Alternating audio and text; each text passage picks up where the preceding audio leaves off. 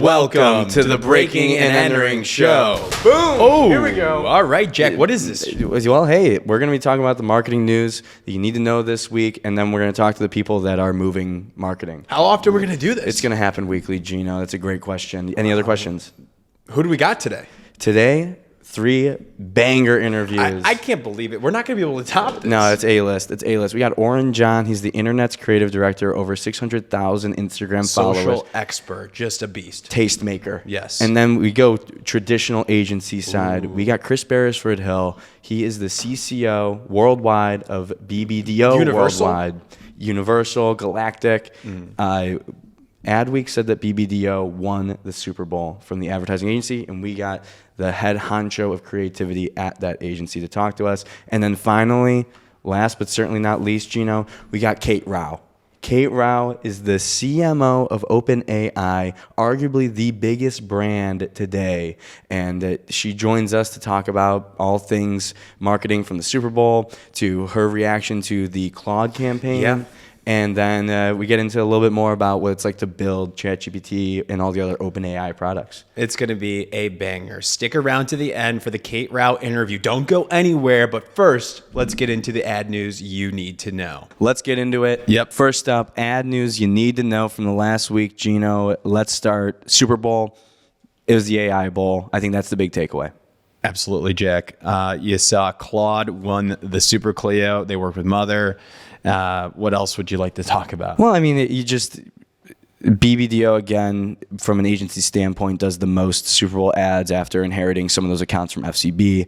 And then the other thing with AI, 15 out of the 66 ads were AI companies. So my big winner is AI from the standpoint of more people, of driving more awareness to the industry and what's going on. I feel like people have a negative sentiment around it. They're taking a big step towards more positive sentiment. My big loser is also AI, with AI and creative, simply because I think everyone made a point to be communicative about the fact that they didn't use AI for a lot of these ads, and the ones that were all AI, people fucking hated.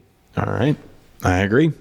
All right, let's get into the next story here. Kraft is actually not breaking up. Just like that one girlfriend we all relate to. You break up, you think you're done, and then you come crawling back. The deal of the merger is supposed to be erased here, Jack. Can you give us some more details? CEO Steve Cahalane over at Kraft Heinz said, "I'm keeping this family together." Started in January. They announced that they're going to split up Kraft Heinz. He gets on earnings call, whatever, the last couple of days, and says, "We're keeping it together. We're going to figure this out." They're going to invest $600 million in this turnaround, mainly marketing, R&D, products. I like the marketing investment, Jack. Next up, we've got WPP creative rumors here. Consolidation, AI, and I forgot about all this. Super Bowl blinded me. I forgot about what the industry is actually all about right now. It's consolidation, AI, and we're seeing that with rumors about WPP creating its own creative kind of unit, similar to what Publicis has with the creative unit within Publicis here. It's just going to get those agencies together. No notes on if they will get rid of those agency brands at the moment here. No notes on any layoffs that might happen from this, and nothing has been commented by the teams. I think they did say, or it's being reported by Reuters, Financial Times, that they will maintain the agency brand identities. Yep. So more to come there, but in similar news, yeah, we have a PR merger monitor here. So some of the PR companies within Omnicom have been changing. So Porter Novelli has been folded into Fleshman Hillard. So that brand is going to be gone. And Ketchum and Golan are merging together. We came up with a new name for Ketchum and Golan that are the two PR agencies, and that is Golem. Oh, no N. M. Like the Lord of the Rings. Golem. Shit. Gollum. I think it's Gollum. Yeah, Gollum. Gollum. That's what I meant. Gollum. Shout out. So keep an eye on all that. Finally, Gino, NBA is bringing 200 plus influencers to the NBA All-Star Game to battle against media fragmentation. They're saying, let's just run it up. Let's run up the score. Let's get as many influencers here as possible. Get a social presence going. Yeah. Let's just bring them all in. Bring out the whole ocean. So you can imagine there's a contingency of people that are like, wow, this sucks. There's going to be a million influencers. And then there's like the other side, which is probably the more correct side, which is saying it's probably a smart move. Yeah, I think Clavicular is going to go there and frame mog Kevin Durant. Yeah, exactly. Which would it be the worst thing in the world? Is that Clavicular? That he's an influencer, right? Yeah, I think you call him. I don't know if he's invited to the NBA All-Star game, but that would be very Clavicular if he came in and frame mogged. Yeah. Okay, let's go into the creative corner here. Who's this sponsored by, Jack? Creative Corner is sponsored by Starbucks. Starbucks for all your coffee needs. Go check out Starbucks. Not Location yet, but near soon. you. But soon. Starbucks, if you would like to sponsor this would be you. Let's jump into it. It's the Creative Corner. First up, Gino, I'm loving it, is what I said when I saw this McDonald's campaign. McDonald's did a fun campaign. Nice transition, Jack, here. Day after Super Bowl, one of the worst days of the year. So McDonald's realized that, and their agency, within 6 days of having the idea, was able to sell it in, and it's from Wyden and Kennedy, the horizontal breakfast. So they created a video based off of everybody's struggles to get up the Monday after the Super Bowl. Horizontal. Everybody struggles. They're horizontal, and then the only thing that will get you vertical, will get you upright, is that breakfast from McDonald's that's ordered to your place. So they came up with some cool stuff. Yeah, it's a great idea, and what's most impressive about this is doing it in 6 days. We talked to JJ Heelan, who discussed the campaign, the McDonald's VP marketing, and just the speed and the trust is like what you dream of as a marketer, to be, whether you're on the brand side of McDonald's or you're working at Wyden and Kennedy, New York, to put this together. Really incredible, really impressive, meeting the audience where they're at. They've done this before. They're becoming the hangover breakfast cure, you know? I got, there could be some issues with the association of being hungover. Yeah. I'm going to call it out. Yeah. I'm going to say that. I don't like being hungover. Right. But I guess the feeling of, being relieved of that hangover from McDonald's could be good. I don't know. Yeah, I mean, it's like, if people are going to be hungover anyways, you might as well own it. I saw this. Someone commented this on one of our posts too. Being the brand that's where no other brand wants to be, and owning that is like, because to your point, a lot of brands would also probably say that as a marketer, you don't want to be associated with the shittiest feeling you can feel, which is a hangover or a heartbreak. Damn, I would get McDonald's after a heartbreak. Are there any brands that step in to be the heartbreak brand? Alcohol. I don't think that they're ice cream and alcohol. Yeah, ice cream. Good call. Yeah, ice cream. So that was the McDonald's work. Great stuff. The other one I want to talk about, Gino, CeraVe is partnering with Kevin Durant. Classic internet meme. Kevin Durant has been clowned time and time again. He's addressed it. The social media virality of his dry skin. Yeah. He has like cracky, ashy skin.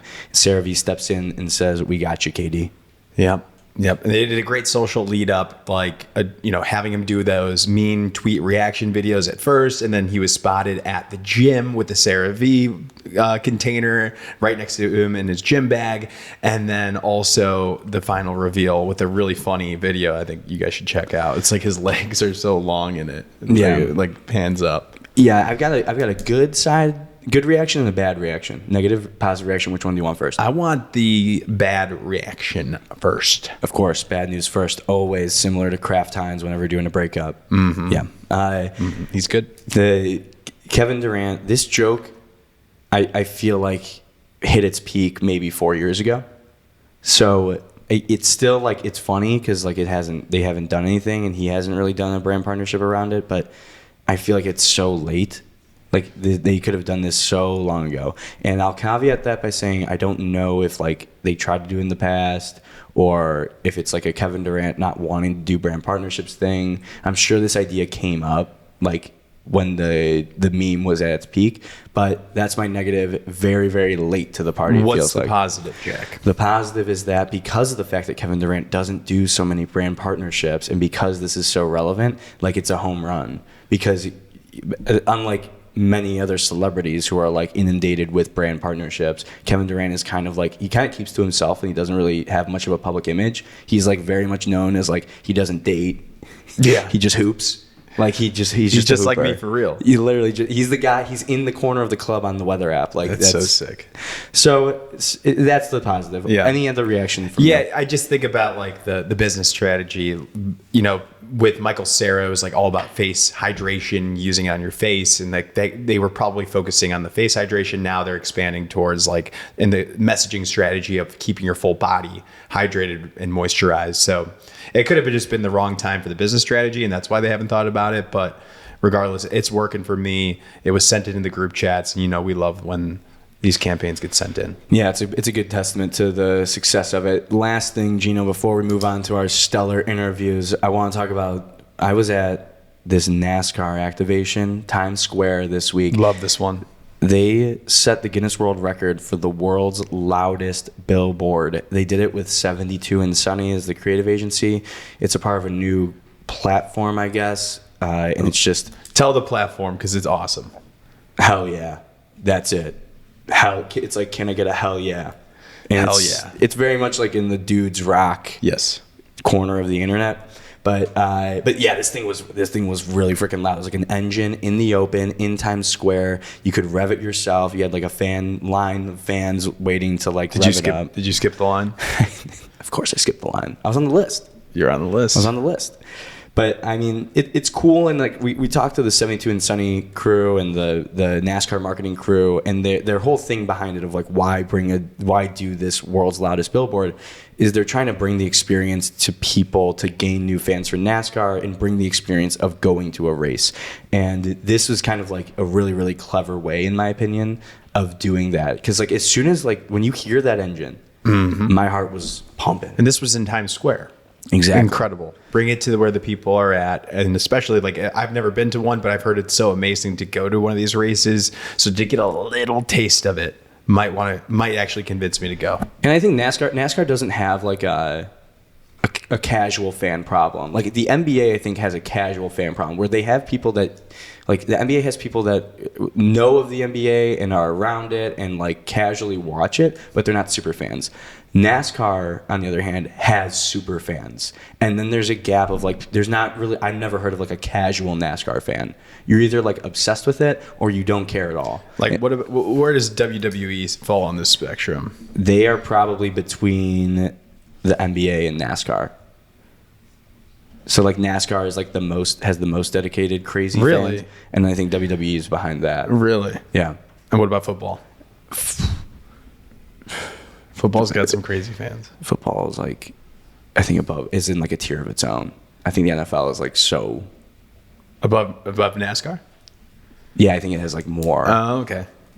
Yeah, it's got more casual. It's got more. It's more of everything. Yeah, and 72 and Sunny also works with the NFL. Good point. Let's bring it home here. So that was the NASCAR World's Loudest Billboard. Pretty cool. Check it out if you'd like. Let's explain what's going to happen next to the listeners. So we got interviews next. Who we got, Jack? So first up, we've got Oren John. Oren John, the internet's creative director. We're going to talk all things Super Bowl from the perspective of someone not an agency, not a brand, isn't tied to any sort of agenda. He's just given his takes, his taste of being the internet's creative director. Yep. Love that. And I think we'll just kick it to that, and then we'll come back and we'll introduce the next guest. Yeah. So. And take notes and like think about like that perspective. Do you agree? Do you not agree? Yeah, line it up. See if you agree with Oren. And then the next person after that, you might agree, not agree, and then Kate. And this interview with Oren is brought to you by Apple. Thank you, Apple. But it could be you. Kick it to Oren. Oren, you've posted every day online for 1,000 days straight. You know what it takes to win on social. You know about branding so well. But we're curious, which Super Bowl ads really stuck out to you and moved the needle? Oh, wow. Yeah, so look, Super Bowl, I like the Levi's ad. I felt they did a good job with a traditional, timeless advertisement. Squarespace ad that it was visually unique, stood out there. Artistry, good use of celebrity, actually tied into their consumer pain point. Other than that, not a lot of wins in my book. What about you guys? Yeah, I think the overall sentiment is like mid. The word mid just keeps getting thrown around, and I think that's what we hear. And like, there's a spectrum, of course, like any year. But the one thing for me is like not a lot of controversy. like in terms of like the messaging or like the comedy, I don't think it was like relatively risky or like risque, so to speak. That was my takeaway. Like I thought that there were like the emotional stuff played pretty well. I thought the Levi's ad, like you said, played well because it was like just creative and like a good use of their brand asset. But like the comedy didn't really hit for me this year. Yeah, I think it's funny too because I feel like everything's funnier than ever, right? At least what I see. Where like you go on your TikTok Explore page, you go look at Reels. Like every person in a relationship now is just like DMing funny, pertinent Reels back and forth from each other, and there's like genuinely hilarious people out there. So I feel like since we're laughing so much on our phones, like the bar is almost raised for like what has to happen like online. But even last year, I thought that like Seal, Mountain Dew, like there was like some like pure like, okay, these guys are still, you can still take it there no matter what's happening in culture. But we didn't get that this year. Yeah. You know, I talked about this with the Ad Age folks, and I agree with them that the investment into the AI branding, I think, is actually pretty good. Like they're making a conscious effort into building their brands. When Meta and like Facebook in the early days, they never really cared about building the brands. So I like that they're putting it out there. They're tapping some independent agencies. They're making an effort. Whether or not it's up to our liking, they're still trying. I think that's a good thing that they're doing. I agree. Look, Claude has done a fantastic job, in my opinion. Basically, their influencer marketing is best in class for tech, not just for anything, with the way they've gone after the female creators, the way they have, and dominate in there, and the way they use that message. I think their awareness in that demographic, in like 25 to 35-year-old working women, is probably way higher than anyone would expect. And then also even how they've approached those ad spots beforehand. I think they made a big swing in the ad they did here. It was a great concept. It was funny. I laughed about it beforehand. I just think the Super Bowl is such a mainstream moment, and we are so disconnected from what real people actually know and think about AI that it was just a little ahead of the curve. But at the end of the day, with the amount of money these companies are worth and what they're investing, it doesn't even matter. They can afford to take swings that are a B, and that's going to do what they need them to do. And that's a very different game, right? The stakes of the monetary investment for AI companies is just radically different than any consumer good. Yeah, I was going to ask you about this. Like this, I feel like sometimes I live in a psyop by spending so much time on Twitter, and like you get caught in your algorithm, and like honestly, I bet our algorithm is similar in the fact that like I get a shit ton of like tech AI commentary. So I assume like when the Claude thing came out, it was going to be so obvious to everyone that what they're doing or like what Claude even is. But there's so many people that don't even know that Claude exists. Like that feels nuts to me, and like that feels like it'd be super difficult if you're making the Super Bowl ad to take a step away from it. Like, are our brains just cooked, Oren? Yeah, well, I think we're in a bubble for sure, and that's fine. Algorithms put you in a bubble more than ever. I just think it's really important for anyone working in marketing now to like, you know, we talk about putting ourselves in the customer's shoes. Now it's like you put yourself in the customer's algorithm, right? Like, what are they seeing on their feed? Who do they follow? What are they presented with? What do they talk about? What do they DM their friends? That's just an extremely different mentality. And it was interesting. For this Super Bowl, I didn't know what to do. It's funny. I was DMing you guys. Like, what are you guys doing after the Super Bowl? Because I was like, I didn't have like a media plan. I didn't have any content I was meant to make. And I was like, cool. I'm going to bring my laptop to the function with like the parents I know, people my kid plays sports with, like just our general friends who aren't in influence or tech, but are like, you know, well-to-do, upper middle class Orange County people. And I'm just going to like live tweet everything, and I'll get enough stuff that I can then put out a video. But seeing everyone's reactions, and then people knowing I was doing that, and I'm like kind of lightly explaining it, and people know I'm an influencer or whatever. But then seeing the AI reactions was just really interesting because people just don't know, they don't use it. The professionals were interested in the Copilot ad more than anything, where I was like, oh, I can do that in a spreadsheet. And I was like, oh, this is just the awareness level is just very different. And also, I just think it's almost like ambivalence, right? That's not what you're watching the Super Bowl for, right? People are like waiting for a funny moment, not for like, oh, let me get my technical insights. Yeah, it is different. And yeah, that is the one thing. Like, I'm glad that you were there for all of us to be at like a normal person party, because we're also like, we were just in this office, like covering it. So we're like texting our friends, like, hey, did anyone laugh at that Super Bowl ad? And then everyone responds, no. You're like, okay, well, that was supposed to be the funniest ad of the year, so.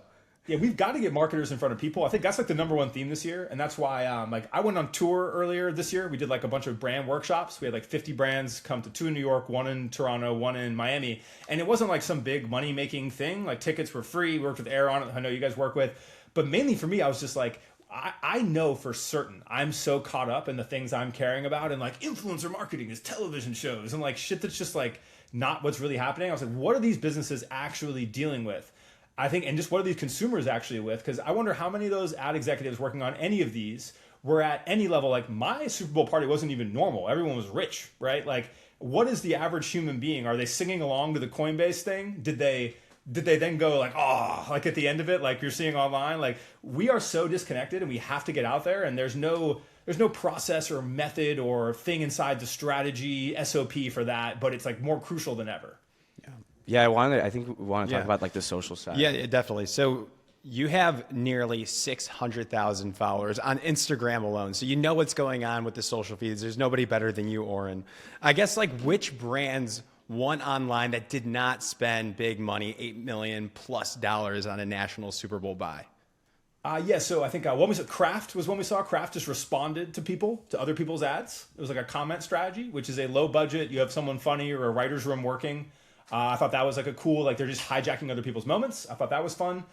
TBPN, the podcast. So regional ads is where it's at, in my opinion. If you want to get like mass virality, it's like we did a Super Bowl ad, and then we're gonna be able to flex like we did that. We still reach a demographic, but theirs was smart because it had the viral X factor of they featured all the companies that have been on their podcast. For those who don't know, they have a podcast, and so all of those companies are like, look, ma, like I'm on the Super Bowl, so they're resharing it, and it's very much for their target demo. I thought those were like two of the savvy kind of offline ones, but other than that, like I didn't see a ton cut through the noise, but I was surprised how good the coverage did. Like I did a video that night that got like, it's like 350K on TikTok or something, which I was not expecting. Even on X, like I was just tweeting responses to the commercials.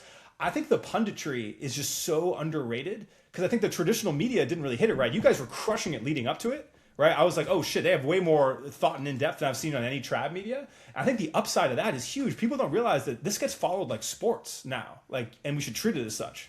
Oh, it's insane. I mean, the reaction, the amount of tweets just in the commentary in response, and like what's crazy is that you can just say whatever, and like you can be backed up by some sort of ranking somewhere, like that will have the ad that you thought was good as the number one spot, and you can just point to that. But the commentary is the thing. Like especially with the game, the game was so bad that. Yeah. People needed something to fucking talk about. Drake May, brother, but go come back strong, you know. So it is wild, but that's good to hear. I thought the craft stuff. I feel like that's a strategy we've seen before that like kind of works on social, where you've got all the built-in content. You know what Super Bowl ads are coming. I imagine they probably were able to just pre-make some of those tweets too. Yeah, the writer's room is like underrated. You guys kind of have it built in, right? Every time I've seen you guys like in person, there's like a couple people around. Everyone's kind of workshopping. Seems like it's natural. That's what I have group chats that are like this. You know, the brand fathers. Obviously, we always have a couple people like marinating on ideas. Yeah, and I think good social teams have that too. Not to like take this example far right, but I remember this is gonna be a pun intended on that. But I remember seeing Trump's writing room. Remember, there was like a social media clip where he was responding to like the DNC, and he had like his old like the old witches coven and like the young social media people, and they're all like, oh no, like call it a whatever, like okay, no, lies, exclamation point, and then they're like, send it. And I was like, oh, that's like how modern media goes though. It's in real time. You get a couple opinions on there and you're just shipping it. And I was like, this is how I think everyone who has a point of view could be gaining, basically increasing the brand equity of that point of view online. Yeah, I mean, it's pretty much like what all these people on Twitter, all the people that dominate the voices on Twitter, including you, you're at the party and you just fire it off, you just ship it. You know that there's going to be another tweet 10 seconds later. Just focus on the next one, and the speed is probably a critical aspect of it. I'm just curious. I wondered too. You guys, what I've really liked about what you guys have done is you're tapping into what actually happens in agency culture, which isn't really told in any.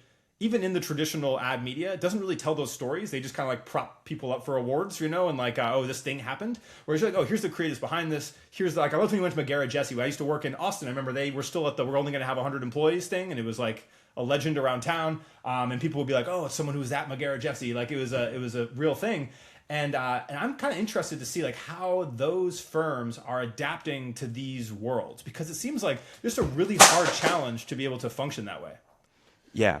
Oh, yeah. I have a question about that coming up. So definitely want to get your POV on some things there. But I'm very curious about this one. I guess the question is, Let's say, Oren, you are the CMO of a major brand that needs to activate around Super Bowl in 2027. What's the Oren John playbook for Super Bowl marketing? Look, I made a joke earlier where if I was an insurance company or any company and I was going into the Super Bowl this year, I would have taken that. You guys know the Instagram, the "Rest in Peace, My Granny," she got hit by a bazooka song. Yeah, have you seen this? No, Yeah, I have not. So I was like, cool. Wait, how does There's a massive cultural meme that has not crossed over into the mainstream that has an audio, and the audio is hilarious objectively, and there's and you could probably get it for the cheap, and it's such an extreme moment that you could attach that to any number of things, like insurance being like the easy one. And I would just be like, hey, you need to not be planning 9 months in advance, which I know is terrifying to everybody, but you need to be in that quarter beforehand. Like, what is in the zeitgeist that we can propel? Has attachment to our brand. And you'll see there's a few of those things happening right now. It's like clavicular got mogged, rest in peace, my granny. A few of these where you could like really, really tap in, but it has to be more responsive than ever. But then you'll capture so much cultural command from that. I think that's a good one. The only other one I'll call out is the way Carl's Jr. did Alex Earl, where they found influencer at their height. She was making content behind the scenes. Her boyfriend was making content behind the scenes. 9 lead up where it's as big of a deal for them as it is for the brand, where everyone's overdoing it. And you just have this like multi-wave social and online campaign with people who are at their real height. dude, can you imagine if someone frame mogged for their Super Bowl ad, like clavicular style? We would be talking about, Oren, I would probably have written 17 LinkedIn thought pieces about the genius of it at this point. Yeah, I think it's like those things are happening. That's like someone could have been in the. It's really funny. My kid, I have a 9-year-old. Yesterday was like, mogging's done. He's like, the dads know, and I was like, oh shit, like, and like this is like, it could have been like the perfect time or something like that. Yeah. Do you think so you said the quarter before. Do you think the 3 months lead up is too long even in that scenario? Yeah, that's I think that realistically, if you're looking at this, I know what production's like, what this looks, it's like, there's no faster way, but I do think the things that were happening in like Black Friday era, it's be like, okay, what's bubbling? Like, let's make a few bets. Let's have a few spots, and then just decide closer to what airs. But I think it has to be just like this ultra tight, and it has to be culturally ranked like that. And I think the only other interesting way to do it, like as a CMO, is to like get influence at its height, like I mentioned, or like a bigger version of the TBPM method, which is like, what is going to give this a natural lift because we involved so many peoples or partners or things that it echoes to our demographic in a really specific way, which I know sounds esoteric, but I think marketers will know what I'm talking about. Yeah, 100%. No, that's, I mean, I was talking about this with my brother too, and then we can move on to the next thing, but like everyone is so used to watching a 30-second, 60-second TikTok now, and like your TikTok everything I watched on TikTok was probably like, as harsh as it sounds, like more entertaining than what it sees. And like maybe it's because it's my algorithm, of course, it's personalized, it's not meant to reach 150 million people, what I see, but at the same time it's like, do you think we're heading somewhere, Oren, where it's like we're taking a method of like TikTok entertainment and saying it works on people's screens there and it keeps their attention? Do we bring a style like that to commercials? I think you bring it to TV for sure. So this is something we've been on for every piece of streaming. I haven't done a lot of like pure TV besides like remnant linear and stuff. Every piece of like streaming, et cetera, everything we've concepted or worked on or I've been even remotely involved with in the past few years, it's all been based on that. What hooks are we bringing over from short form? What themes are we bringing over? And it works. The Super Bowl is a different story. I still think the Super Bowl is a single most effective piece of media you could possibly buy. It's the only real monoculture moment left. We were talking about this after the coverage where I was like, I wish there was moments like this on X, like 5 a year, right? Or like It was like that, and we got the Winter Olympics at the same time. I was like, this is like as good as it gets for me at least. There's like really not much else besides an election, which is then like negative connotation. So I do think like buying is super effective, but I think it's less about, okay, we need to copy the TikTokification, and it's more of like we need an advanced strategy. Mm-hmm. Love it. I wanted to wrap things up. A little rapid fire knee jerk Oren reaction. Nice. So freaking go. Whatever you say, like even if it's like I don't even remember that ad, that's a fair answer too. I'm gonna say a brand that was in the Super Bowl, and you're just gonna tell me your reaction as tight as you possibly can. I can't hide my feelings ever, so this will be good. Yeah, this is why this is the Oren difference. That's what people are calling it. They're coining it, the Oren difference, and we've got them right now. All right, I'm going to say the brand. You give your reaction. First up, Pepsi Zero Sugar. That's my reaction. Instacart. Good. Salesforce. Yeah, Instacart made people laugh. That I was with. That's a small win. Yeah, very lightly tied into the actual value prop of bananas, but like I thought that was a good traditional take of the Super Bowl ad. Gave it a 7.5. That's one that is like a perfect example of the 60-second spot is absolutely hilarious, and it was very difficult to translate that storyline and get people to understand it in the 30-second spot. Zip it. Yeah, agreed. Salesforce. Yo, how is Salesforce is? I understand why they did what they did. How are they like the worst storytellers of our time? Because McConaughey last year, I think, was with them. Yeah. And you're like, with the agents one, which made no sense because no one knows what that means or what it does.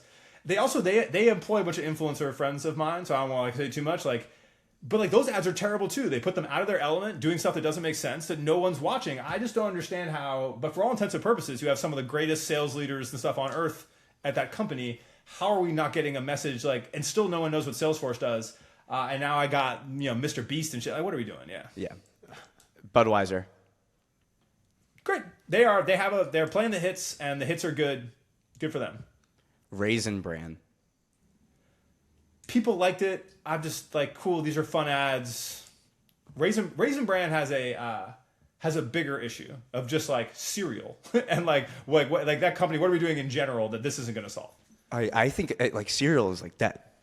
Yeah, even like the Ritz Crackers one, where I was like, cool, Ritz Crackers aren't coming inside this house until they have protein, or it's like the Grunz Ritz equivalent of a Ritz Cracker, right? Like, and so now I'm not representative of the whole of America, but I was like, there's bigger fish to fry here than making people like get 1 second of brand awareness. This is Oren showing his Orange County right now.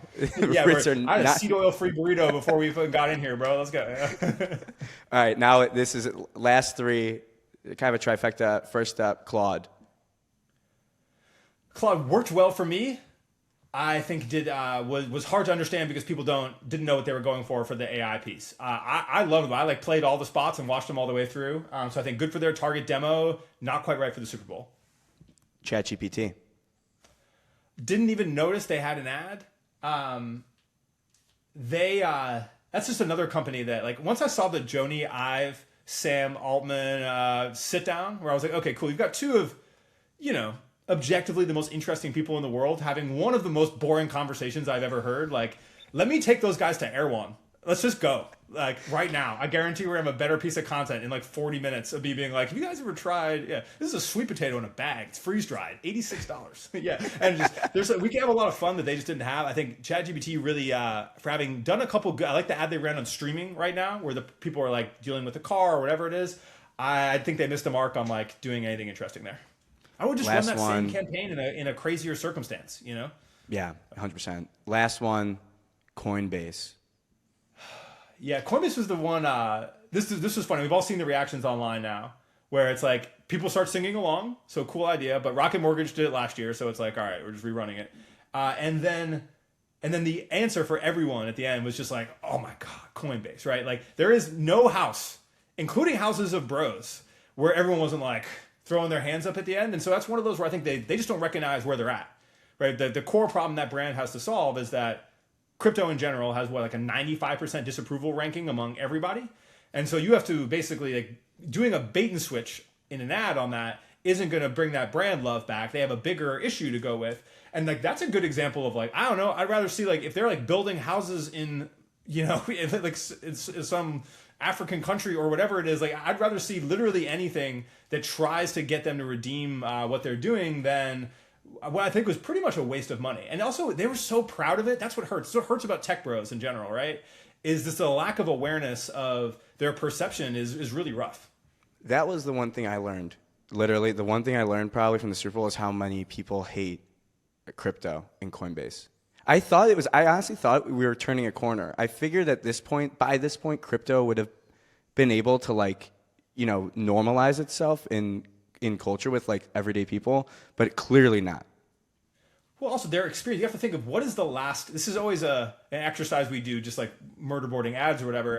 Can we say murder boarding in 2026? Okay, but it will be what was the last interaction a consumer had with the brand? because usually, especially if it's a legacy brand. But with Coinbase, it's like, what's the last interaction that anyone who either they had a problem signing up, or they couldn't get their money in, or they lost money. Those are the 3 interactions that everyone's had last with them. So that's the sentiment that you're fighting. Versus like, say you're with the sunscreen brand, the last time they used it last summer, they actually got burned when they didn't want to, or they had this look or feel, or they could associate it with their summer vacation. You can begin to walk through what those moments look like. There are no positive moments there, because all the people that got money from that is like what, the 1%?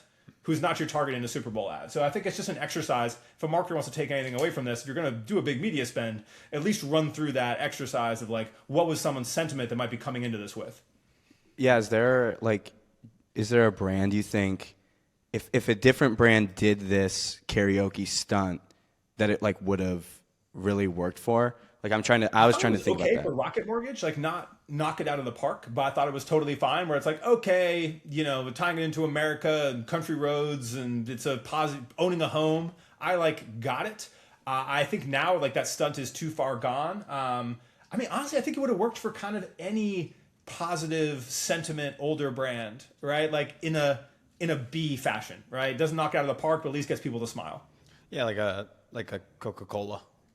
Yeah, exactly. Yeah. Singing on the Hill. So it was like, a little more campy song, like 100%. So it's, yeah. If you just needed we want to put a positive win on a board in a negative world, that is a completely fine sentiment for a brand with positive sentiment in general. And I think they could have done something like that. But for AI or crypto, that's not going to work. Like there's one crypto company with positive sentiment, which is Pudgy Penguins, because they sell soft plushies during the day and make like fun animated friendly cartoons. And so they know what they have to do to then get people on the back end. Yeah. Oh my gosh. We're learning something every time. Go look at fascinating brand if you get a chance to dive in. Pudgy Penguins? Yeah, Pudgy Penguins. So Pudgy they're in Penguins. they're like in Walmart, and like you can literally buy a plushie that's like and they have characters, but then all the characters are like based on this like original NFT project. But they've done a very good job of mainstreaming, selling cute, competing in like the Squishmallow space, while also building like this big ecosystem on the back end. And that's the level of Trojan horse required to do crypto. All-time email collection, all-time email marketing stunt. Like a Webkins. It is. And to wrap that up, like the comparison, everyone will talk about like this being a sequel for Coinbase from the QR code stunt. Like, does that, if you had to rank it, like one over the other, is the QR code, was that better or worse, or does it not matter? I think that was better. Because at least you're like attempting to experience the product or like get into something. I think they're like, you're comparing two things that don't involve any consumers actually doing the action you want is like, it's a lose-lose, Yeah. One thing I do kind of respect about this move is if you think about the floating QR code, they were taking from the consumer at that point. Like, we want you to get into the app. We want to take your time and get your information. That was what the acquisition play. This play was just like, let's just give something of joy, really do nothing of harm. Like the intention there was just to give back at this completely different strategy here. Yeah, and the intention was completely right. And then just as soon as the logo shows up, you just took all that goodwill away. That's actually crazy. I'm trying to think of like another brand that would have that negative of a sentiment, and it's hard. Well, the classic Super Bowl play is always like when it's a brand, you don't know what the brand is until like they do a reveal at the end, like very similar to this. This happens all the time, and you do like like it probably happened with the Jesus ad this year, where it like kind of looks like it's not the toilets. Yeah, we got to get the church a better agency. You guys want to hop on that? As a former altar server, I have a lot of thoughts around this. You talk about negative sentiment, Oren. That's a dream client for you for Cut 30. Let's get it going. Look, yeah. If the church, I want to get the Marine Corps on TikTok. I'm ready. Just call me, and then the church. Let's go. Yeah. Perfect. Well, that was everything from me, Gino. Oren John, thank you so much. Thanks, guys. That was Oren John's segment presented by Apple. A lot of social takes here. A lot of hot takes. A lot of hot takes. Great. I love his knee-jerk reactions. Very big fan of Oren. So more of the social side. Now we're going to kick it over to the traditional big agency, the man of the hour. It's Chris Beresford-Hill, ladies and gentlemen. He oversees creative at BBDO, one of the largest agencies today. They had 4 national Super Bowl spots, 6 total if you count the 2 regional spots within his agency alone. Adweek said BBDO won the Super Bowl, so we're going to talk with CBH about that. Let's kick it over to CBH, presented by Microsoft. Chris Beresford-Hill, global, worldwide, BBDO, Chief Creative Officer. Excited to have you join the show. Sir, how are you? Fantastic. Thank you, Gino and Jack, for having me. As always, we're huge B&E fans. Oh, thank you, CBH. Appreciate that. That's staying in. We're keeping that for sure. That's staying in. Probably going to use it for all of our marketing materials from Please here on do. out. Yes. I want to start, we might as well. Super Bowl. I saw the Adweek article. I think you posted about CBH. You couldn't have dreamed up a better headline. I mean, BBDO wins the Super Bowl is essentially what Adweek said. So I think just coming out of that, reactions to how the agency now, inherited, I think is probably a good word to use, some of the FCB accounts, Budweiser, Pringles namely. But just talk about how's it feeling at the agency right now and the reaction to the Super Bowl for BBDO. Well, I mean, as you stated, very fortunate that the teams came together and the timing that all of a sudden, our kind of new, bigger BBDO obviously had way more. The other thing I do want to say also, as the representative, I am probably the least involved in these Super Bowl ads. So I'm really here to represent the giant teams of people that are behind this, because we know it's not just creatives and not just the great clients, but it's huge teams. And I think it's just a moment of tremendous pride, because it's the beginning of the year, it's early in the year. Super Bowl is a really big marketing moment, certainly in the States. So to have 6 brands represented and have literally hundreds of new and old BBDOers bringing their stuff to the game is always feels great. Yeah. Now that it is you've got FCB and BBDO, and you said it yourself, you're not necessarily involved in the creative as much, but does that change the mindset or change your role, even coming out of now being, FCB folded into BBDO? Do you feel like that's changed how the agency approaches the Super Bowl now and how it'll approach big moments in the future? Where, I don't know, you tell me, what's kind of the approach for being sort of this just mega creative hub? No, the approach won't change. I mean, I think the truth is, so many of these projects were far along before our two entities came together. That's probably the reason why it's not everyone was working on everything. But the tremendous power of our creative network is we're not going to hold back, especially with moments like Super Bowl. So everyone will always be involved, and it's always really big teams, because we know the clients are really putting their neck out with this kind of an investment. I would never expect us to become more siloed, even though we're a bit bigger. I think we're still moving at that pace and that speed where we can make sure all the right minds are in the room all the time.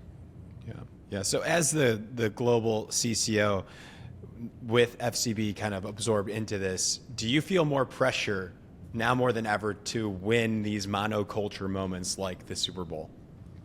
I think I think FCB into BBDO aside, no matter what, everybody whoever gets a whack at a brief like this knows, it's not that clever for me to say this, but the Super Bowl is the Super Bowl of advertising. And it's because it is the one time a year where the work gets covered for weeks leading out. I mean, there's hundreds of millions of dollars of coverage even before the thing airs. Everyone becomes an ad critic. Everyone pays attention, shares their opinions. So it is the mono moment, and it's not right for every client. But when our clients want to do it, we not only want to do the best work possible, we want to make sure that we show up great for them, but we also want to make sure that we're driving business when we do it. And so we're also highly conscious that it's not just about entertainment. It's about entertainment and landing that core brand message. What were some of the Super Bowl ads that you liked outside of the BBDO work? Good question. I really liked the Levi's one. It just surprised me. I think I might have missed it in the pregame coverage, or maybe they dropped it. Yeah, it wasn't released. So the CBH, you did not miss it. Mm-hmm. Okay, I didn't. Thank God. Thank God I didn't miss it. I thought it was great. I just thought the line was great. It made me feel good. Made me love the brand. I mean, I love Levi's anyway. So I thought that was great.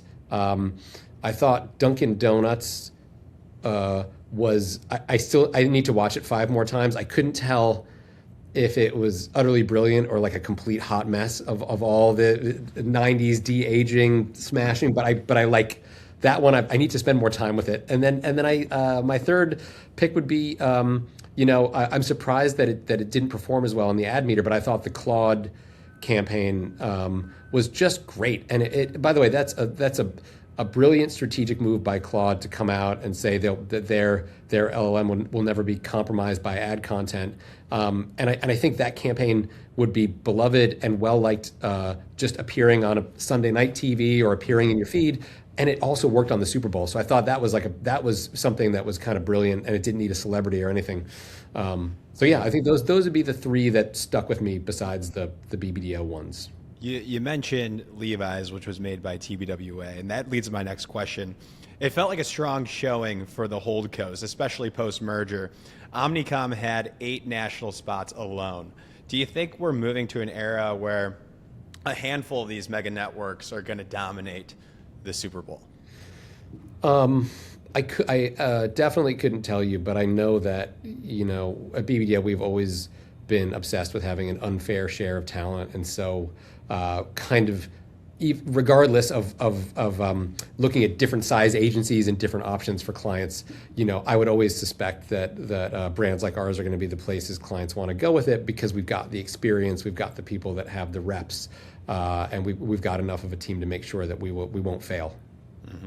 Yeah, do you think that, like, just from your experience being in the industry, from a client perspective, is there a part of it, because it's such a massive undertaking, there's so much that goes into it, that like makes a larger agency that has a bigger network and a bigger presence more suited to take on something like a Super Bowl commercial, especially now where it's like you said, CBH, like you've got the lead up, you've got the social coverage, you've got to bring in so many different parts, there's a lot of production, probably more so, bigger budget. Do you think that makes, like, BBDO aside, like a larger agency, larger network, more suited for these monoculture moments still?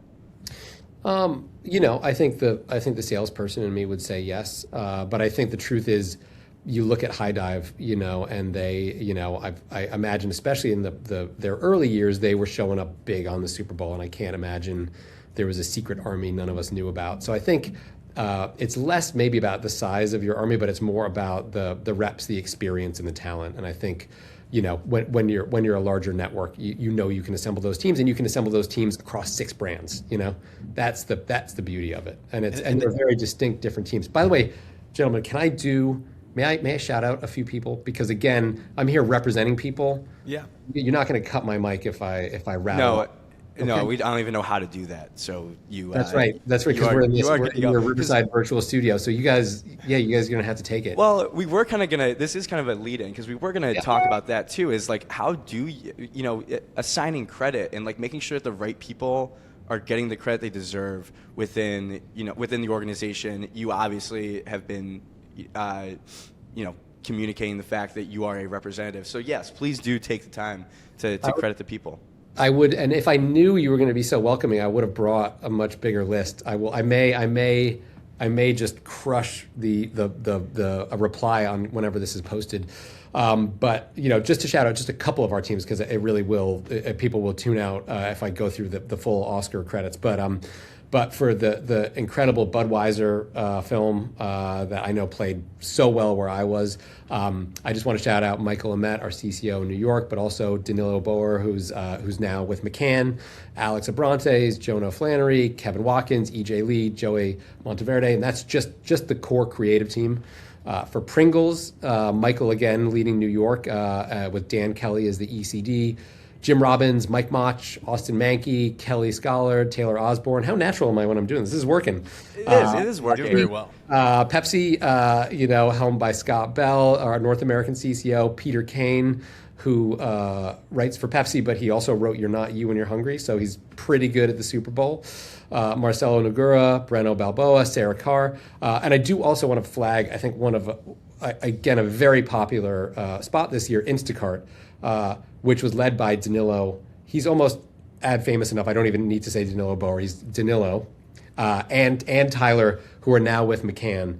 But that was really them plus fresh produce which is Instacart's in-house in-house agency. That the project is really their baby, and BBDO Chicago definitely strong contribution where the production lived, where the brand lives, where the account lives. But I want to also make sure, because I know that when a Super Bowl campaign originates from in-house, you don't want that. You would never want that news to be overshadowed by the network agencies involved, and so I thought that's something I wanted to make sure I kind of pointed out. And I'll level, like, it's a tricky thing. Like, credits within the ad industry is always something that is tough to tackle with, because who originated the idea, who worked on it. It's a long list, and so I think you're definitely in for a lot of work when it comes to the new setup, and it seems like you're handling it pretty well. So I appreciate you. Yeah, that was and that was CBH's acceptance speech. That was well done. That was I thought I did it all right with the pronouncing the names and everything. It's terrifying when you read off a bunch of names and back to some of those like amazing Super Bowl spots. Budweiser took home the top spot on the ad meter. Pepsi took home number 3 on the ad meter. Instacart and Pringles landed sort of in the middle of the ad meter, it's fair to say. From like this Super Bowl, what did you learn that separates a top 5 ad meter ad from one that ends up in the middle of the pack? Well, I think what I find fascinating about the Super Bowl is increasingly there's so many lists of the best ads, and so you've got Adweek, you've got Ad Age, you've got Fast Company, you've got LBB, you've got BuzzFeed, you've got Variety, you've got New York Times. I'm pretty sure the New York Post says their favorites. But then you go and you start to go down the wormhole, and LMagazine.com, RollingStone.com. I mean, every possible publication shares their point of view on the Super Bowl, and so it becomes increasingly difficult to get a sense of what really played best, because there's so many lists. It's almost like everyone can get a trophy. You could go deep enough.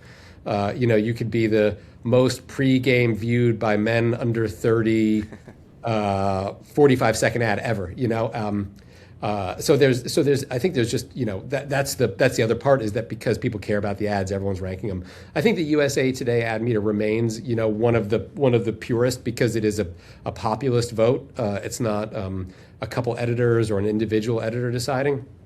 And I think I do think what makes for ad meter success, and this is by no means scientific, but it is strong emotion. It's really emotional work plays really brilliantly, or very, very funny things. I think if you do something incredibly innovative, something like the Coinbase QR code that will probably be talked about and remembered for years, it doesn't tend to show up there. But the core levers of what our work is supposed to do, I mean, we want to make people happy, we want to make people feel. The ad meter tends to reward that, and I think the Bud team, hats off, because I think that it was not only a really satisfying story to watch, but it was just so beautifully told. I thought the filmmaking from Smuggler and Henry Alex Rubin was incredible. The story was great, but it couldn't have been told better. So I feel like that team deserves the win. And then I'm really excited for Pepsi, because again, it was a strong challenger play. It was 30 seconds. Usually things that pop in the ad meter tend to be the longer format, because people spend more time with the work. They have more surface area to have their emotions to vote on. But I thought Pepsi, kind of getting a tremendous amount of pregame coverage, around being so competitive, but also seeing that just America really liked it and loved the story, was got to be very satisfying for our Pepsi team, and I know our clients are also elated. Well, the other thing I noticed too, when it comes to ad meter, and a lot of these brands, I think, like for Coinbase was dead last, and I think Claude was like in the bottom percentile, and so was ChatGPT.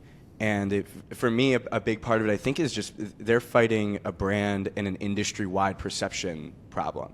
Like, I think that, for crypto still, and I think for like these AI companies, I think there's still a lot of negative perception just around the broader category. And so that feels like such an uphill battle. Budweiser is like, and this is to Budweiser's credit, has done an amazing job of making drinking beer a really positive experience and making it bigger than the product itself. So like that part of me too, like CBH, I'd be curious to hear your thoughts. Like, for working on a product that is inherently probably a little bit more of a challenge because you're facing like a technology perception problem. How hard is that if you're the agency coming in to try to like build that up and try to at least solve that problem first? It's an excellent question. I think I think there's probably, yes, very good. Gino, I'm looking at you. I mean, Jack's coming with some heaters. But I do think over the years, America has seen brilliant, cola ads and snack ads. And I think this year there weren't cars, but car ads. And so there's definitely an appropriateness to these incredibly American brands like Pepsi and Budweiser that it fits right in. I would also say the challenge with that is because these brands have consistently showed up year after year after year with bold, iconic Super Bowl work. What the work does have to do is it has to compete against itself. And that is also challenging because to do the next Pepsi Super Bowl ad, to do the next Budweiser Super Bowl ad, that's no small pressure because you're competing against iconic work. I mean, I think the Bud spot is neck and neck, if not better than Born a Clydesdale, which is probably the most iconic Clydesdale ad ever. I think this one, a more emotional tack, but I think probably the right message at the right time. But I think the bar is so high there.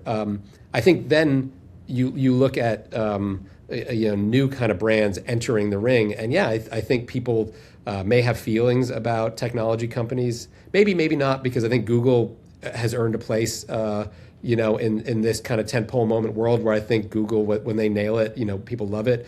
Maybe AI is a little further down, but I think you can also look. This is the year that pharma has entered the chat. I mean, I feel like there was at least 3 GLP-1 ads, and they all didn't perform on the ad meter particularly well. But it's really interesting to see what kind of brands now are.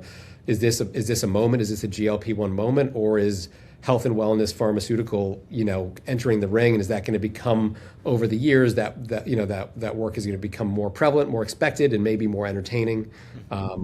These are things that I'm thinking about this morning. Yeah, the brands that they are constantly entering the Super Bowl do much better. Like the audience recognizes them. Yeah. So it's like those early adopters or first timers. Yeah, I mean, they're going to struggle more. I almost had to step in there. Did you see that, CBH? I mean, come on. Yeah, there you go. Just I mean, the stat I keep seeing: 40% of the brands in this year's Super Bowl were new, where they've never done a Super Bowl ad before. And I guess maybe to close things out, the Super Bowl, I feel like, is becoming more and more valuable. Like the thing you hear from everyone is it's still undervalued. It still feels like a discount. I don't want to make you do like a sales thing again, CBH, to be like everyone should be in the Super Bowl. But from your perspective as someone who's been in the industry and seen the value of it, do you think that we're still going to ascend to that, keep ascending on this rise of like the Super Bowl is still the only thing, so it's still the most valuable media buy by a large margin? I know you asked me if I had to do a sales thing, and I think if I was to rephrase the question back at you, are you asking if more brands should solicit BBDO to do their Super Bowl campaign next year, which is what I think you're asking, and the answer would be yes. I think I would not speak to a marketer that I didn't know their business well enough to suggest that they take the entirety of their budget and place it there. That may make sense, or if you have a robust enough budget. But if you're the kind of brand that wants that has a simple message to land and wants to stick in consumers' minds and hearts, I mean, it is phenomenal.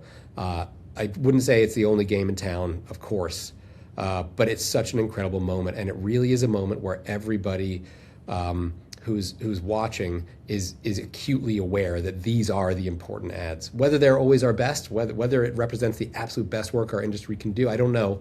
It represents our most populist work. But I think the people's willingness and openness to see what a brand has to say to them is just so unparalleled that, yes, if it makes sense, you'd be crazy not to do it. Love it. Golden. CBH, always a pleasure. Thanks for taking the time. Thank you, sir. Best of luck the rest of the year. I'm sure we'll be in touch very soon. Thanks again, CBH. Woo-hoo. Thanks for having me, and congrats to all the BBO teams and everyone else that did an ad this year. It is no small feat. CBH just happened, Jack. He's pretty damn good. I love the traditional agency route. I'm always going to lean towards my guy. Yeah, CVH. for sure. I'm going to say I address the bias there. Nice job. And comparing that, you compare that with Oren before that, his Super Bowl reactions. I think he got two sides of the story. Good mix up. Good mix up there. 6'7", 6'7". And we finish this off this premiere episode with Kate Rouch. Let's kick it over to Kate Rouch, the CMO of OpenAI. Right now. Massive guest, big deal. Kate Rouch, CMO, OpenAI, joins the show. Everyone, quick round of applause, if we don't mind, everyone. In studio audience. This is it. This is a big one. This is it. All right, let's get into first it. question. How are you doing today, Kate? I'm doing so great. I'm so happy to be here with you guys. I love it. Well, it wouldn't be the week after the Super Bowl if we didn't talk about marketing and the ads of the Super Bowl. And obviously, OpenAI was there. OpenAI both Second time they're in there. Second time, Kate, and you had the national ad that everyone saw, but then also a few different regional plays. I think first off, I just want to hear how'd it go? What was the strategy? I'll just lay it up for you, and you slam dunk it, Kate. Okay, let's do it. So it is. I feel like the Super Bowl is a very special time of year in the history of OpenAI advertising. We actually ran our first ever advertisement at all last year in the Super Bowl. So this Super Bowl marks 1 year of advertising for the company. So it's an interesting time to like look back and pull up and talk about, where we've been over the last year. Our point of view for this moment in time is that this is you can just build things moment in history. I think you guys are actually like a perfect example of the type of phenomenon that we are seeing and really want to lift up in what we're communicating, right? Like there's different understandings of AI and what's happening, but one thing that's just so clear is it's moving incredibly fast. And frankly, things that just used to take teams of people, or like in the case of coding, like decades of technical training and experience, now really like anyone can do things that truly like weren't possible before. And that's true at the frontier of this technology. So with, Silicon Valley's most sophisticated developers and entrepreneurs, it's also true for people in their everyday lives who are using this tech in like super meaningful ways, whether that's, to build their small businesses like we showed at the Super Bowl, or a variety of other ways. So that was really the strategy, is really to talk about you can just build things. This is a different moment in time than we've ever been in before. And that's what we wanted to really show. Yeah. So, and then from there, you have that idea as a CMO, then like, how do you brief the teams to create what ended up being the Super Bowl spot? Like, I believe you guys worked in-house on this one. So how was that process developing the spot? Speed is of the essence in these companies. They're just really different than the big guys or other brands that I've worked for. Like it's hard to overstate how quickly the space is moving. Mm-hmm. The product that we advertised in the Super Bowl, like now has over 1 million downloads. Didn't exist like 3 weeks before. So it is a really, I would say, like nimble process where we have kind of a bunch of core ideas, but then just really being able to iterate on them as the like exact sort of product that we're going to advertise comes into focus. And then, obviously chat's a little bit of a different story. It has so much widespread use. So there we can kind of do kind of a 2-part thing where we had a lot of ongoing kind of work for chat that we could build off of, but then Codex is obviously kind of just a newer space for us in advertising. Yeah, it is interesting to hear, and to your point, like it's not when you release a lot of other brands, like especially like a consumer good or like a snack, you can just be like, Nerds Gummy Clusters. Like, go check them out. And they're like, it's going to be there, but for, there's a new model every single week. It's a rapidly developing product. Speaking of the Super Bowl, obviously, like, a big part of it, it would be weird if we didn't address the fact that one of your main competitors' whole campaign is talking about chat. So I just want to leave it there. What was kind of the reaction from the team when all of this is bubbling up and all of this is coming out? Yeah, well, so, I mean, a couple of things there. One, I feel like advertising is kind of a family, like, there are a lot of dynamics in this one. Andrew and Felix, I've both worked with a ton before. Andrew actually used to be on my team at Meta, and Felix I've worked with in a variety of capacities. So I think just like on the creative alone, you got to give it to them. It was really funny. It had a lot of virality online, and they definitely hit on, something. So I think like creative execution, we got to like give them a slow clap. It was funny and broke through obviously before the game. Also though, I think it's so important that, in my view, like, when we build work, we build it on premises that are like true.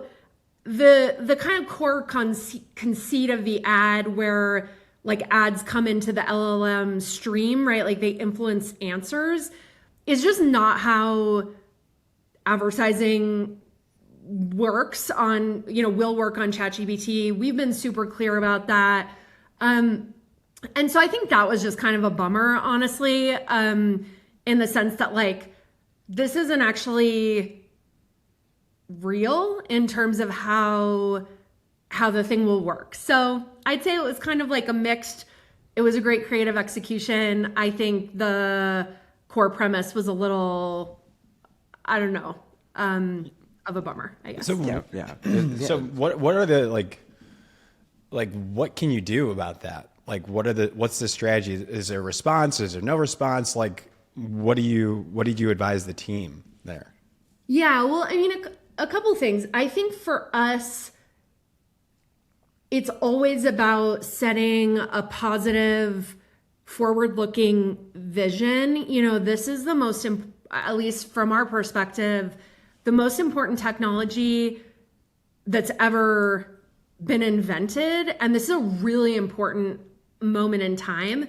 There's this saying that like I think Peter Drucker said it or something, I'm not 100% sure, but the best way to predict the future is to create it. And we really believe that. So we really think that like the more people are learning about these tools, the more they're going to be able to benefit from them. And that's super important to the vision that OpenAI has for the world, that everybody should have access to the best and most advanced AI tools like ChatGPT for free if they can't afford to pay, and that they really start to understand that this isn't just like set an egg timer for me, but this actually can like fundamentally change what's possible for people, from the silly to the significant. And so I think for us, it's just always about, one, setting a positive forward vision, and then two, like, frankly, like showing up where it matters. So Codex, we shipped a model with this advertisement that has gotten like a ton of virality and is like among the terminally online crowd, actually really crushing. So it was a bit of a like, we're actually gonna show up as builders and as ourselves in this moment. We're kind of gonna like walk the walk. Yeah. Yeah, that's it is interesting, and like to move to like the next question, it kind of lends itself nicely because especially with ChatGPT at OpenAI, it's the category leader. People don't say I'm going to go AI search something. They say I'm going to go ChatGPT or go ChatGPT that question. And so you almost are. Do you feel like this phenomenon of being really like the the company and the brand that has to answer for AI as an industry and be kind of like the evangelist for AI. Anytime there's new technology, I'm sure you experienced this with your time at Coinbase, similar to like crypto. Anytime there's something new and groundbreaking, there's always going to be like a negative scrutiny that comes along with that and building something that's super new. So for you all, like, what's the challenges and what's been, maybe a strategy for almost being that category leader and having to, prop up and evangelize for AI? Yeah, well, I mean, I think one thing about ChatGPT is just how viral the growth was and how many people have ChatGPT as part of their daily lives, getting value from it already, right? Like, honestly, like, this is the biggest word of mouth marketing phenomenon I think probably we've ever seen, like, in history, like the ChatGPT, which is publicly over 800 million users, like, has turned into kind of a verb, right? Like, especially with young people, it had no marketing. It first of all, it launched 3 years ago, and it has had no marketing for the majority of its lifetime. So people understand the value of this product in their daily lives. They do. And so for us, it's really just lifting up what they're doing with it, and really showing that they themselves, that this is our point of view is this is a technology that expands human creativity and agency, not something that replaces. And so we've made some really conscious decisions, for example, in how we're executing our creative work, that really show that. Now, the category it's a challenging category, because it's such a disruptive category, right? Like it touches so much of potentially like the economy and a variety of other issues that are really challenging right now in society. I don't think any one company is going to be able to, communicate effectively about every place that AI can be disruptive, but we certainly take our responsibility and opportunity there for the category really, really seriously. And so we are thinking about how do we both market the product that people love and are using every day, and then how can we actually help make sure that the technology itself is, frankly, like benefiting society and people really understand and feel equipped for the future as it's hurtling towards us. One question that I have is, you obviously know the brand so well and what's going on with the product. What's one thing that you wish you can tell people about ChatGPT, about OpenAI, that you see so clearly behind the scenes that you wish you can tell people that maybe they just don't get it from an advertising and marketing perspective? Good question, Gino. Thanks, Jack.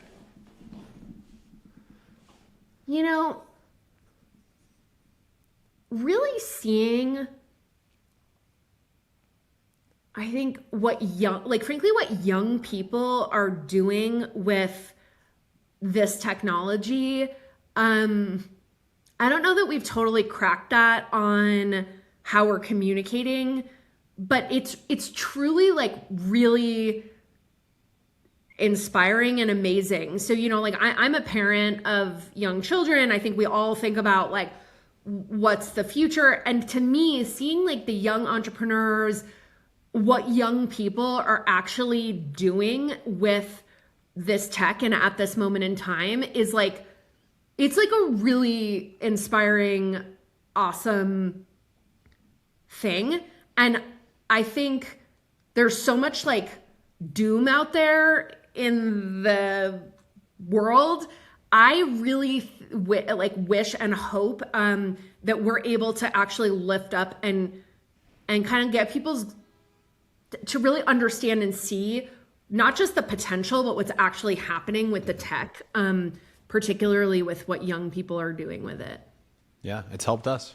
It has helped us. Shout out chat. I think that it lends itself to a broader the question of like, tech and Silicon Valley and AI startups. There's like for a few weeks, maybe like 2 months ago, I'm sure you saw it, Kate, where it was kind of like a meme of like the tech bros are finding out about advertising, and they would call it, and like people were hiring storytellers, like creative storytellers, and it's like, oh, like you're realizing that like the technology is one part of it, but like it's the product versus pitch sort of mentality of like, okay, we have a great product, but now we need to market it. We need to tell our story. What do you think's been like in terms of working at OpenAI? The buy-in from the organization to move into this world of storytelling and going in and bringing you on and like your remit the last year at OpenAI. I would love to hear how the rest of the organization has responded to all that. Yeah, I mean, I think there are a couple things in there. Like one is, in general, I think roles are converging, right? Like roles are changing. And so if you think about like in the Silicon Valley context, right? Like a product manager and an engineer those skill sets, and even a designer, like those skill sets are starting to not be as like the bright lines between them are starting to break down a little bit.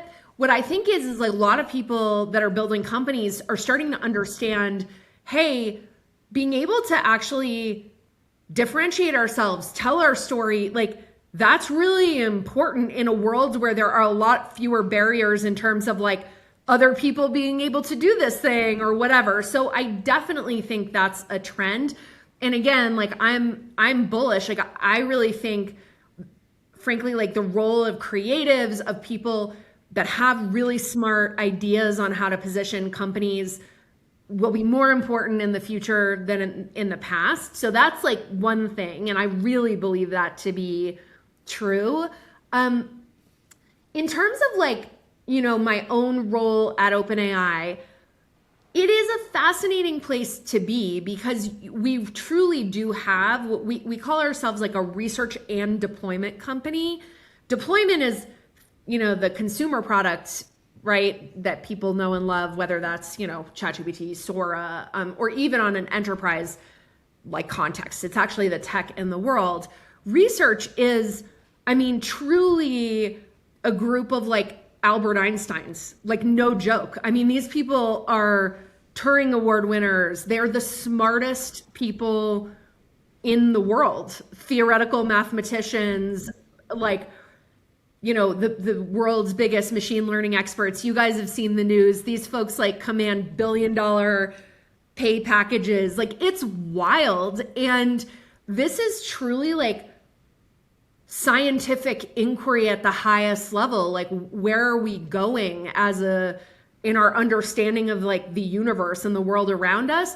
So the work has to feel, and I would say like the most challenging part of the work is it has to feel authentic to that core. It can't be like too dumbed down. It has to have some resonance with like that core project, but it also needs to meet people where they are. In a way, the strategy we ran at the Super Bowl is an example of that. Trying to bridge, hey, here's where a lot of people are in their understanding of the tools, and then here's where the frontier is going. And that's just something that we're constantly working with and trying to balance as we bring this work to life.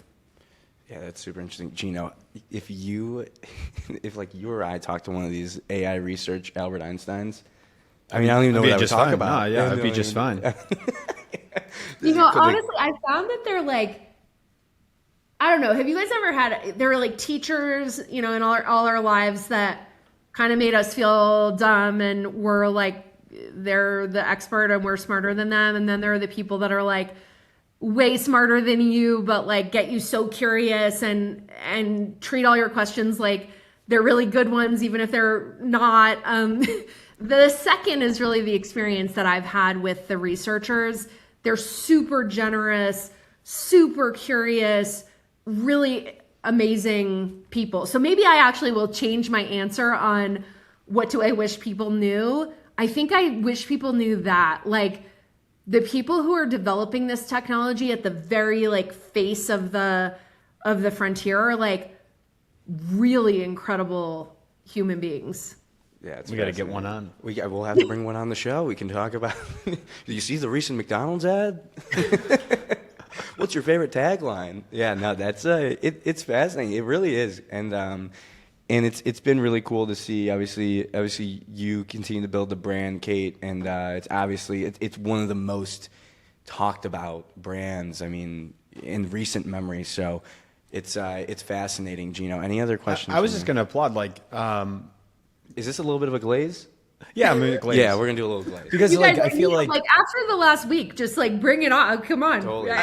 I just commend so early on in the company and that you guys are investing in branding, and that's what storytelling is. It's branding, and and you guys are investing in that so early, and I think that's important. And like, of course, it will evolve, but that's the right decision to make, and you're leading the way. So you're doing a great job. And then I'll follow up with a little gonna do glaze of another my glaze? own. I was gonna glaze alley-oop? myself. I am. Thank you. The thing that I think is we were talking about it earlier, but like, you know, for you especially, like being active and being like, you know, putting your messaging out there. I see like you're active on X and you're posting about it and you're willing to like speak up for the brand and put yourself out there is like really badass in my opinion, because I think there's a lot of executives just in general that feel safe to like, you know, sit behind the brand, let the messaging come out in the communications and, you know, stick to that and don't necessarily address it. That's what I would do. Yeah, That's what I would do. 100%. I would do that. I'm like, Yeah, no, I'm not- yeah, Not a I chance, not cannot a comment on chance, that. But that's so I think it's true. badass, Kate. So I think you deserve a glaze for being willing to put your face, your words out there when something at the company happens. Thanks, guys. Well, I'm a huge believer in new media. I think anyone that is running a brand needs to understand the new media environment, and I think, you know, it's the way of the future, which right back at you. You know, you guys obviously, I think what you're doing is really important, and a lot of people should pay attention. Kate, thank you so much for that. And that is how you do it, Gina. We do a couple glazes. She has no Yeah, choice. She has no yeah, choice. She yeah, had to it's say recorded, something. too. She had to say something. yeah, Can you yeah. imagine? She was like, "Thank you." yeah, I know. She's like, yeah, I do. Yeah. No, that's great. All right. Thank you, Kate. Kate, appreciate everything. Amazing stuff. And recurring guest, maybe? Anytime. Let's go. God, I had that in there. Thanks, Kate. Thank you. All right. Thanks, guys. That was Kate Rouch, CMO of OpenAI. A tremendous conversation. Learned a lot. Loved a lot. Yeah, just appreciate her taking a chance on guys like us. A couple guys like us. Why not us? Jim? Why not us? Why not us? It's either this or working construction in our hometown in Lombard. And so this is Both good. Both What- good. Now let's introduce the next segment here. Is this the last segment, Jay? This is the last segment before we wrap things up. It's the situation monitor. Let's talk about a situation that we're currently monitoring that you should too. And I want to bring this up. It's an article that's going viral. It's got like 45 million reads on Twitter, a lot of and reads. it's just titled "Something Big is Happening," and it's essentially like talking about AI in a little bit of a doomsday situation. There's one side of people who are reading the article and saying, well, it's written by someone who benefits directly from people adopting AI more. He like works in AI, he runs an AI company, invests in AI. And then there's another side that's like, no, he's completely right. Wait, why would that be benefiting the company if he's talking about a doomsday scenario? Because his whole thing is like, you need to adopt this stuff. You got need it. to be on the front lines. You It's don't wanna happening no matter what. Yeah, it's like you should be using it all the time, because if you don't, you'll get left behind and like you won't have a job anymore. I agree. There you go. Hey, I think that's like a fair thing. Yeah, and it's anytime these things happen and you go and like click on the person's profile and it's, you know, the thing that they're talking about. This happens on LinkedIn all the time. If they talk about it and then you go to their company, it's like, oh, they run an AI company, or like they're selling. Yeah, they have some sort of skin in the game. Yeah, but so we'll see how that plays out, because I'm curious how, you know, over the next week, how it changes public perception or what the public court of opinion thinks about this kind of article, because there's a side that could take it and say and be really optimistic, and there's another side that could be very doomsday about it. What's it called again for the folks at home? Something big is happening. If you look that up on Twitter or even Google, I'm sure at this point you could find it and read it. We'll check back in next week in the situation monitor room. And that wraps it up. What a first episode. That's my everything goodness. you need to know that happened in marketing this week. Stay tuned next Thursday, every Thursday from now until the end of I don't time. even know what we're going to talk about next week. Probably nothing. Thanks for watching. Thank you.